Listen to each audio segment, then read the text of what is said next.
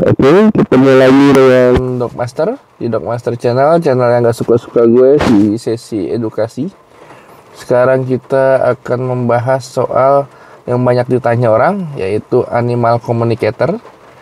Jadi kalau dari sisi untuk anjing ya, di bidang anjing, kalau yang hewan lain kita nggak bahas, kita akan bahas di sini dari segi canine atau dari segi anjing ya, dari sisi komunikasi dengan anjing. Jadi kalau di dunia anjing itu mereka banyak sekali dengan menggunakan yang namanya, pertama mereka berkomunikasi dengan energi, kedua mereka dengan body language. Jadi nggak ada percakapan atau kayak kita gitu ya, bercakap-cakap gitu, bersuara gitu, berbincang-bincang gitu ya. Jadi mereka menggunakan energi, anjing lain bisa merasakan. Jadi kalau dia lagi sedih atau lagi apa, dia bisa merasakan. Nah, kalau untuk manusia ke anjing yang biasanya kita lakukan adalah dari kebiasaan, dari body language juga, itu kita bisa lihat. Jadi ini lagi sakit atau ini lagi sedih, ini lagi apa, itu kita bisa lihat ya, karena kan kita tiap hari ketemu dia. Jadi ya ibaratnya kayak adik kakak atau suami istri, itu tahu lah, kayak belum ngomong pun juga kayak bisa tahu, karena misalnya dia lagi sedih atau dia lagi ada apa.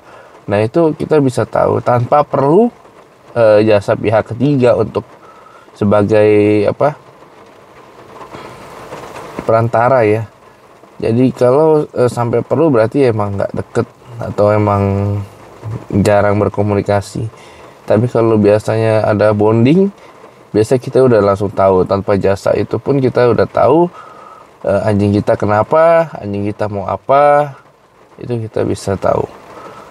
Makanya seharusnya lebih banyak di bonding ya. Jadi kalau bondingnya bagus, pasti udah nggak perlu gituan lagi. Kita nggak bahas soal animal communicatornya itu benar atau enggak, kita nggak bahas di situ, tapi kita akan bahas dari segi komunikasi. Nah sebenarnya mereka simpel sih. Anjing itu biasa dari sehat atau tidak sehat, happy tidak happy, dari situ sih. Itu aja sih yang diperlukan untuk di dunia anjing ya. Jadi mereka nggak complicated kayak kita yang nanti ada masalah apa dan lain-lain, itu kayak enggak. Nah untuk dengan environment atau lingkungan ya, kita harus mengadaptasi lingkungan kita ke mereka, karena kan lingkungan kita ini lingkungan manusia.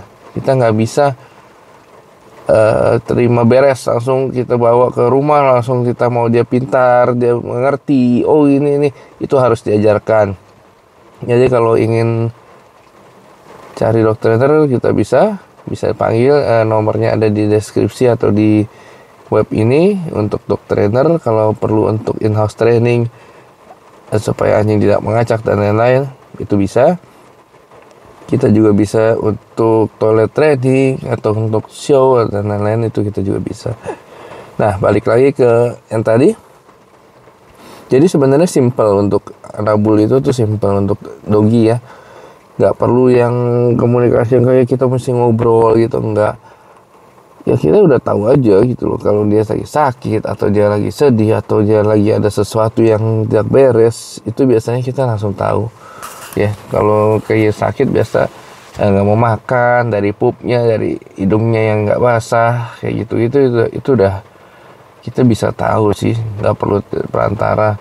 Jadi kadang gini loh, yang jadi masalah itu karena kita merasa si anjing ini kenapa sih, kita menganggap dia tuh kayak manusia. Apakah dia lagi galau atau dia lagi ada masalah atau apa, entah kayak gitu.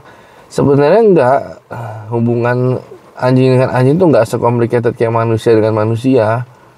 Ya mereka pertama, kalau anjing itu kan ranking ya, dari ada ranknya, ada alpha dan lain-lain, alpha, medium, low rank, sebagainya macam itu. Nah itu udah ada sendiri cara-caranya. Mereka enggak yang kayak manusia, ntar tersinggungan dan lain-lain, enggak. Jadi mereka udah ada sistem hierarkinya. Nah itu. Jadi enggak ada yang kayak kita ya, kayak manusia gitu, enggak ada. Itu aja sih kalau dari segi pengetahuan untuk komunikasi di pihak Anabul. Jadi sebenarnya kita aja bisa komunikasi tiap hari, dari gerak-geriknya, dari gelagatnya, dari body language-nya. Oke, sekian untuk sesi komunikasi dengan Anabul. Kita ketemu lagi dengan sesi-sesi edukasi yang lain. Terima kasih.